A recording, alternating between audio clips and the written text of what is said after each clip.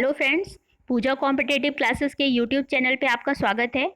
तो हम अपनी पर्यावरण सीरीज़ को आगे बढ़ाते हुए आज सी टेक 2012 का क्वेश्चन पेपर सॉल्व करेंगे। हम देखेंगे यहाँ कुछ इंपॉर्टेंट 30 क्वेश्चंस जो हमारे एग्जाम के लिए बहुत ही इंपॉर्टेंट है और ये आपके एमपीटीईटी साथ में सी टेक और जो एस टेट है सुपर टेट उसके लिए भी महत्वपूर्ण है। तो बिना टाइम गवाए हम अपनी सीरीज़ को कंटिन्यू करेंगे। देखते हैं पहला प्रश्न क्या है। दत्त कार्य के संबंध में निम्नलिखित में से कौन सा कथन सही है। तो ये आपके ऑप्शंस हैं, आप ऑप्शंस खुद से रीड करेंगे, हम डायरेक्ट आंसर की बात करेंगे। तो इसका आंसर क्या हो जाएगा। दत्त कार्य बच्चों को सूचना खोजने, अपने विचारों का निर्माण करने और उन्हें उच्चारित करने का अवसर प्रदान करता है। तो इसका answer option number D correct हो जाएगा। अब इसकी डिटेल भी आप यहाँ देख सकते हैं, ये दिया हुआ है बॉक्स में, आप सेल्फ इसको रीड करिए। हम जाते हैं अगले क्वेश्चन पर। पर्यावरण अध्ययन की कक्षा में सरल प्रयोग और निदर्शन किए जा सकते हैं। किसके लिए किए जा सकते हैं। तो ये आपके 4 ऑप्शंस हैं। इसका आंसर हो जाएगा ऑप्शन नंबर बी, बच्चों को स्वयं सीखने के योग्य बनाने और अवलोकन कौशलों को पैना करने के लिए। फिर आगे देखते हैं, इसकी डिटेल आप देख लीजिए। अगला प्रश्न हमारा है, दुर्गा एक गांव में रहती है और लकड़ी या गोबर के उपले का ईंधन इस्तेमाल करते हुए चूल्हे पर खाना पकाती है। पिछले 3 महीनों से उसे तेज खांसी आ रही है, इसका कारण हो सकता है। क्या हो सकता है इसका कारण। तो इसका आंसर हो जाएगा ऑप्शन नंबर सी, जलते हुए ईंधन से उत्पादित काला धुआं जो उसके श्वसन नली में जमा हो गया है। उसके बाद आगे देखते हैं, अगला प्रश्न क्या है हमारा। एक विद्यालय ने राजस्थान के लिए कक्षा 5 के बच्चों के शैक्षिक भ्रमण की योजना बनाई। भ्रमण के दौरान बच्चों से आपकी क्या अपेक्षाएं रहेंगी। तो क्या अपेक्षाएं रहेंगी जिससे बच्चे ज़्यादा से ज़्यादा चीज़ों को सीख सकें। तो इसका आंसर क्या हो जाएगा। उन्हें ध्यान से अवलोकन करना चाहिए, टिप्पणियां दर्ज करनी चाहिए और बाकी बच्चों तथा शिक्षक के साथ अपने अवलोकनों को बांटना चाहिए। तो ऑप्शन सी इसका करेक्ट आंसर हो जाएगा। अब इसकी डिटेल अगर आप चाहें तो यहाँ दिया हुआ है बॉक्स में, आप देख सकते हैं। आगे देखते हैं, अगला प्रश्न क्या है हमारा। रानी अपने घर का कूड़ा नीचे दर्शाए तरीके से 2 ढेरियों में अलग करती है। पहला जो ढेरा है उसमें रखती है केले का छिलका, सब्जियों के छिलके, सूखी पत्तियां और दूसरे ढेरे में रखती है जेम की बोतल, सॉस की बोतल, उपयोग में लाई गई टूथपेस्ट ट्यूब, प्लास्टिक के खिलौने। अब आपको बताना है कि रीना ने 2 ढेरियों में कूड़ा निम्न आधार पर अलग किया है। तो किसके आधार पर अलग किया है। तो इसका आंसर हो जाएगा ऑप्शन नंबर बी, अपघटित होने वाले और अपघटित नहीं होने वाले, इसके आधार पर उसने यहाँ क्या किया, दोनों कचड़ों को अलग अलग किया है। तो बहुत ही आसान प्रश्न था, आप इसकी डिटेल चाहें तो यहाँ देख सकते हैं। अगला प्रश्न है हमारा, दोपहर के भोजन अवकाश के बाद पर्यावरण अध्ययन पढ़ाते समय आप ये पाते हैं कि बच्चे पाठ में रुचि नहीं ले रहे हैं, आप क्या करेंगे। तो इसके लिए आप क्या करेंगे। तो इसका आंसर हो जाएगा आपका ऑप्शन नंबर बी, पाठ को रोचक बनाने के लिए बहुआयामी बुद्धि पर आधारित दृश्य श्रव्य सामग्री का प्रयोग करेंगे, जिससे बच्चे क्या कर सके, अपनी दृश्य और श्रव्य दोनों के द्वारा ज़्यादा से ज़्यादा चीज़ों को सीख सकें। फिर आगे प्रश्न देखते हैं, अगला क्या है। पर्यावरण अध्ययन के शिक्षक के रूप में आप बच्चों को चिड़ियाघर ले जाने की योजना बनाते हैं। आप बच्चों को निम्नलिखित में से कौन सी गतिविधि करने की अनुमति नहीं देंगे। तो इसका आंसर, ये ऑप्शन 2 यहाँ दिए हैं और 2 ऑप्शंस यहाँ हैं। तो इसके आंसर की बात करेंगे हम सीधे, इसका आंसर हो जाएगा ऑप्शन नंबर डी, चिड़ियाघर के जानवरों के लिए बहुत सारी खाने की सामग्री ले जाना। ये गलत होगा, मतलब ये इस ऑप्शंस में इस क्वेश्चन का ये सही आंसर हो जाएगा। आगे देखते हैं, अगला प्रश्न है, बीज अंकुरण की अवधारणा को इस तरह सबसे बेहतर तरीके से पढ़ाया जा सकता है। 4 ऑप्शन हैं, आपको बताना है कि कौन सा तरीका सबसे बेस्ट है इसको पढ़ाने का। तो ऑप्शन डी करेक्ट है, बीज बोने, अंकुरण के विभिन्न चरणों का अवलोकन करने, उनका चित्र बनाने की गतिविधि को बच्चों को निष्पादित करने के लिए कहना। तो ये इसका करेक्ट आंसर होगा। अगला प्रश्न है, मीरा और दिव्या छोटी लड़कियां हैं। मीरा समोसे, कटलेट और डबल रोटी खाना पसंद करती है, जबकि दिव्या ऐसा भोजन पसंद करती है जिसमें लौह तत्व की कमी है। मीरा और दिव्या को निम्नलिखित बीमारियों में से कौन सी क्रमशः बीमारियां हो सकती हैं। तो इसका आंसर क्या हो जाएगा, ऑप्शन नंबर सी, मोटापा और एनीमिया। क्योंकि मीरा जो है वो समोसे खा रही है, कटलेट खा रही है, डबल रोटी जिसमें मैदा है, और मैदा जो है वो हमारे जो ब्लड सेल्स होती हैं उनमें जाकर के कलेक्ट होकर के मोटापा, चर्बी बढ़ाता है, और साथ में लौह तत्व की कमी है। जो दिव्या ऐसा भोजन कर रही है तो उसे क्या हो जाएगी, एनीमिया। तो इस तरह से ऑप्शन सी हमारा क्या हो जाएगा, करेक्ट हो जाएगा। आगे देखते हैं, नींबू साधारण पानी में डूब जाता है लेकिन नमक पानी में तैरता है, क्योंकि। तो इसका आंसर क्या हो जाएगा, ऑप्शन नंबर बी करेक्ट। नमकीन पानी का घनत्व साधारण पानी के घनत्व से अधिक होता है, क्योंकि पानी का घनत्व अगर अधिक होगा तो नींबू उस पानी में क्या करेगा, तैरेगा। अब आगे देखते हैं अगला प्रश्न क्या है। पके हुए चावल रेफ्रिजरेटर में अपेक्षाकृत लंबे समय तक परिरक्षित किए जा सकते हैं, क्योंकि क्या हो जाएगा इसका आंसर। तो दो ऑप्शंस यहाँ दिए हुए हैं और दो ऑप्शंस आपके ये दिए हुए हैं। अब इसमें से आप करेक्ट आंसर जो है आपका वो ऑप्शन नंबर क्या था आपका, यहाँ से ऑप्शन नंबर बी इसका करेक्ट आंसर है। कम तापमान पर रोगाणु निष्क्रिय हो जाते हैं, मरते नहीं, आप ध्यान रखिए, निष्क्रिय हो जाते हैं, जिससे भोजन हमारा क्या बहुत लंबे समय तक सुरक्षित या परिरक्षित रह सकता है। आगे देखते हैं अगला प्रश्न क्या है हमारा। रक्त की जांच द्वारा किसकी उपस्थिति से मलेरिया की पहचान होती है। तो किसकी उपस्थिति से, लाल रक्त कोशिकाओं में मलेरिया परजीवी जिसको प्लाज्मोडियम कहा जाता है, और आपको पता ही होगा कि ये फीमेल एनाफ्लीज मच्छर के काटने से होता है। आगे देखते हैं अगला प्रश्न है। पर्यावरण अध्ययन की कक्षा में अवधारणाओं को स्पष्ट करने के लिए कविताओं और कहानियां कथन का प्रयोग करना किस लिए जरूरी है। तो ये आपका इन्वायरमेंटल पेडागॉगी से रिलेटेड क्वेश्चन है, बहुत इजी। क्वेश्चन नंबर 73 का सी ऑप्शन करेक्ट है। स्थानीय एवं विश्व स्तर पर संसार की प्रकृति को खोजने और कल्पना करने की योग्यता का विकास करने में मदद करता है। आगे देखते हैं अगला प्रश्न है। किसके नेतृत्व में चिपको आंदोलन को बल मिला। तो क्या हो जाएगा इसका आंसर, ये हो जाएगा आपका सुंदरलाल बहुगुणा।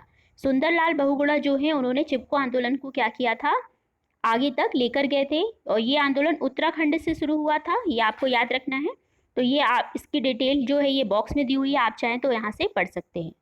उसके बाद आगे है हमारा विटामिन ऐसे पदार्थ हैं जो क्या करते हैं। तो इसका आंसर हो जाएगा आपका ऑप्शन नंबर डी करेक्ट।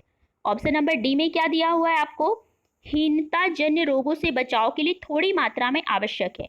तो विटामिन जो है आपके वो क्या होते हैं, थोड़ी मात्रा में हमारे लिए आवश्यक होते हैं। और विटामिन शब्द जो है इसे सबसे पहले किसने दिया था, फंक साइंटिस्ट या फंक वैज्ञानिक है, उन्होंने इसके बारे में बताया था। तो ये भी आप याद रख सकते हैं, ये भी आपके लिए महत्वपूर्ण है। आगे देखते हैं अगला प्रश्न क्या है। ग्रामीण क्षेत्रों में गाय के गोबर से झोपड़े की दीवारों और फर्श को लीपा जाता है, उन्हें क्या करने के लिए। तो इसका आंसर हो जाएगा आपका ऑप्शन नंबर बी, चिकना और साफ बनाने के लिए। चिकना और साफ बनाने के लिए ग्रामीण क्षेत्र में गाय के गोबर से झोपड़े की फर्श और दीवारों को इसलिए लीपा जाता है ताकि वह साफ और चिकना रहे तथा कीड़े मकोड़े भी दिखाई ना पड़े। तो इसका आंसर, इसमें एक शब्द और जुड़ा होना चाहिए था, कीटों को दूर रखने के लिए, कीड़े मकोड़ों से भी वो क्या करते हैं, दूर रखते हैं। तो इस तरह से इसका आंसर जो है क्वेश्चन के हिसाब से तो ऑप्शन बी करेक्ट है, लेकिन इसका आंसर कीटों को दूर रखने के लिए भी होना चाहिए जो ऑप्शन में जुड़ा होना चाहिए था। तो इस तरह से आप समझ गए होंगे कि इसका आंसर क्या है। आगे देखते हैं अगला प्रश्न है। एक किसान दानों को भूसे से अलग करना चाहता है, जिस प्रक्रिया से यह किया जा सकता है वह कहलाती है, कौन सी प्रक्रिया है ये। तो इसका आंसर हो जाएगा आपका ऑप्शन नंबर बी, थ्रेसिंग। अगला क्वेश्चन है। पर्यावरण अध्ययन की पाठ्यपुस्तक में पहेलियां शामिल करने का निम्नलिखित में से कौन सा उद्देश्य नहीं है। तो याद रखिए, नहीं है पूछ रहा है आपको, बच्चों के मस्तिष्क को भ्रमित करना और उन्हें इस भ्रम का आनंद उठाने देना, ये इसका करेक्ट हो जाएगा, जो पहेली पूछने का उद्देश्य नहीं है। आगे देखते हैं अगला प्रश्न है। पर्यावरण अध्ययन की कक्षा में बच्चों के व्यक्तिगत अनुभवों को महत्व देना शिक्षक को लाभ पहुंचाता है, किसके लिए लाभ पहुंचाता है। तो इसका आंसर हो जाएगा ऑप्शन नंबर डी, विमर्श को बच्चों के अनुभव संसार से जोड़ने और विमर्श व सीखने को बढ़ावा देने में। मतलब जो उनके अनुभव है वो उन्हें क्या करे, संसार से जोड़े और ज़्यादा से ज़्यादा चीज़ों को वो क्या कर सके, सीख सके। अगला प्रश्न है। बच्चों को विभिन्न प्रकार के ईंधनों से परिचित कराने के लिए शिक्षक क्या करना चाहिए, शिक्षक को जिससे ज़्यादा से ज़्यादा चीज़ें वो सीख सके। तो इसका आंसर हो जाएगा ऑप्शन नंबर ए, एक लघु फिल्म दिखाने के साथ खाना पकाने के लिए इस्तेमाल किए जाने वाले संभावित ईंधन के प्रकारों पर बच्चों के साथ चर्चा करना। तो ये इसका करेक्ट आंसर हो जाएगा। देखते हैं अगला ऑप्शन क्या है हमारा, अगला क्वेश्चन, ये इसका डिटेल दिया हुआ है बॉक्स में, आप इससे पढ़ सकते हैं। अगला प्रश्न है। मानचित्र पढ़ने के लिए आवश्यक कौशल में शामिल है, क्योंकि 1 से लेकर 5 तक के बच्चों के लिए मानचित्र पढ़ाया जा रहा, तो सिर्फ क्या होना चाहिए इसका आंसर, स्थान, दूरी और दिशाओं की सापेक्ष स्थिति को समझने की योग्यता। तो ये ए इसका करेक्ट आंसर हो जाएगा। अगला प्रश्न है। यह देखा गया है कि पाचन क्रिया बाहर की अपेक्षा अमाशय के अंदर अधिक तेजी से होती है, क्योंकि क्या ऐसा होता है अमाशय में। तो इसका आंसर हो जाएगा ऑप्शन नंबर ए, अमाशय के अंदर भोजन का मंथन होता रहता है, जिससे उनकी सतह का क्षेत्रफल बढ़ जाता है और एंजाइमों की क्रिया तेज हो जाती है, क्योंकि भोजन जो है वो छोटे छोटे टुकड़ों में टूट रहा है, और जब छोटे छोटे टुकड़ों में टूटेगा तो एंजाइम जो है ज़्यादा आसानी से उससे क्रिया करेंगे और भोजन का पाचन क्या होगा, आराम से हो सकेगा। तो इस तरह से इसका आंसर ए करेक्ट हो जाएगा। इसकी डिटेल बॉक्स में आप यहाँ से रीड करिए।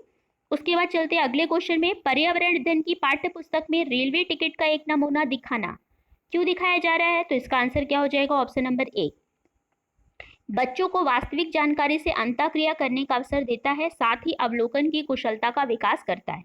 तो ये इसका आंसर करेक्ट हो जाएगा। अगला प्रश्न है, निम्नलिखित कथनों में से कौन सा प्राथमिक स्तर पर पर्यावरण अध्ययन पढ़ाने का उद्देश्य नहीं है?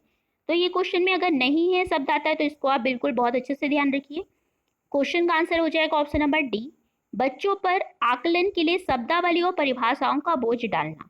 तो ये एनसीएफ बिल्कुल भी इसका एनसीएफ 2005 जो है वो पूरा इसका विरोध करता है कि हमें बच्चों को ना तो किसी परिभाषाओं को रटाना है और ना ही कोई शब्दावली ही उनको रटानी है। तो ये इसका आंसर जो है ऑप्शन डी करेक्ट हो जाएगा। आगे देखते हैं। अगला प्रश्न है, भैंस की पीठ पर अक्सर बकुला पक्षी बैठा दिखाई देता है, ऐसा इसलिए होता है क्योंकि बकुला क्या करता है? तो बकुला जो है वो ऑप्शन डी इसका करेक्ट है, भैंस की पीठ पर परजीवी कीट खाता है। तो उन दोनों में सहजीविता का संबंध होता है और इसलिए वो क्या करता है, उसके ऊपर बैठता है। आगे देखते हैं। अगला प्रश्न है, निम्नलिखित में से कौन सा प्राथमिक विद्यालय में पर्यावरण अध्ययन पढ़ाने का उद्देश्य निरूपित है? तो उद्देश्य है इसमें पूछा है, तो इसका आंसर हो जाएगा ऑप्शन नंबर ए, विद्यालय में बच्चों के अनुभवों को बाहरी दुनिया से जोड़ना। तो बाहरी दुनिया से जोड़कर ज्ञान देने से बच्चे जल्दी उन चीजों को क्या करते हैं, सीखते हैं। फिर आगे है, अगला प्रश्न है, क्वथन जिसे हम उबलना भी कहते हैं और वाष्पीकरण में अंतर है, तो दोनों में क्या अंतर है? तो इसका आंसर हो जाएगा आपका ऑप्शन नंबर सी, वाष्पीकरण किसी भी तापमान पर हो सकता है जबकि क्वथन नहीं। क्वथन के लिए एक निश्चित तापमान चाहिए, जैसे पानी, इसको उबलने के लिए कितना तापमान चाहिए? 100 डिग्री सेल्सियस। तो क्वथन एक निश्चित ही तापमान पे संभव होता है। आगे देखते हैं। अगला प्रश्न क्या दिया हुआ है हमारा, एक पुरुष जिसका रक्त समूह ओ है एवं ए रक्त समूह वाली स्त्री से क्या करता है, विवाह करता है, उसके पहले बच्चे के रक्त समूह ओ होने की संभावना कितनी है? तो इसका आंसर हो जाएगा आपका ऑप्शन नंबर बी, 50%।